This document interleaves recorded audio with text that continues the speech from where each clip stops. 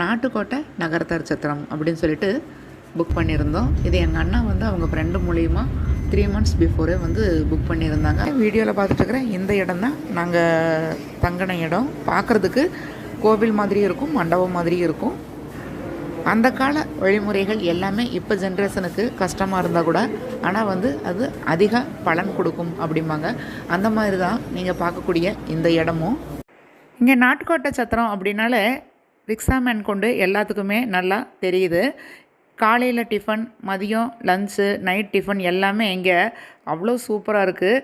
நம்ம டோக்கன் வாங்கிக்கணும். நம்ம ரூமுக்கு புக் பண்ணுறப்பவே இதுக்கும் அவங்க வந்து பே பண்ணி வாங்கிக்கிறாங்க. அவ்வளோ டேஸ்ட்டாக இருக்குது ஃபுட்டு. ஒவ்வொரு நேரமே நம்ம இங்கே தமிழ்நாட்டில் சாப்பிட்ற அதே டேஸ்ட்டில் இருக்குது.